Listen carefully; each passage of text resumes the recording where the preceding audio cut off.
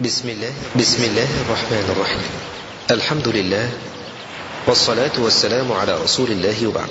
إخوانكم بموقع صوت السلف يسرهم أن يقدموا لكم هذه المادة. الحمد لله وأشهد أن لا إله إلا الله وحده لا شريك له وأشهد أن محمدا عبده ورسوله صلى الله عليه وسلم. يقول السائل: سأخرج إن شاء الله ومعي بعض أولادي يوم 25 يناير بنية تكفير سواد غير الراضين عن الطواغيت وبنية ألا أهلك نفسي وأولادي، هل هذه نية طيبة؟ لا أرى لك الخروج ولا يراه لك المشايخ جميعهم. المشايخ تشاوروا وقالوا لن نشارك في هذه التظاهرات، ونخشى عليك أن تكون تهلك نفسك إذا خرجت وأولادك، لا تدري ماذا يقع. والغضب إذا انفجر ربما أدى إلى فساد عظيم إذا لم يكن القائمون على هذه المظاهرات وهو كذلك ليسوا من الملتزمين بالشرع.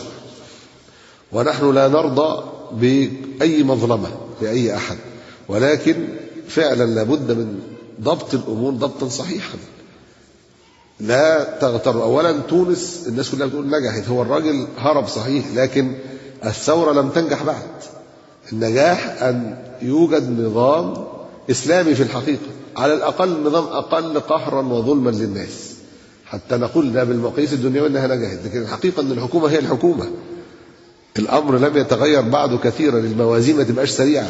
ثم إني جازم وكل المشايخ كذلك أن الأوضاع مختلفة عن تونس، ومصر ليست كتونس، والغرب والعالم لن يكون موقفه كموقف تونس. على أي الأحوال نحن لابد أن نراعي يعني مصالح العباد والبلاد وحرمات المسلمين، ولابد أن ننظر في عواقب الأمور وليس فقط في تكثير سواد المعترضين.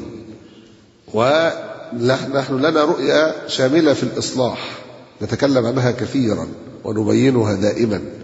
الدعوة ترى عدم المشاركة في تظاهرات 25 يناير. سبحانك اللهم وبحمدك أشهد أن لا إله إلا أنت. مع تحيات إخوانكم بموقع صوت السلف. والسلام عليكم ورحمة الله وبركاته.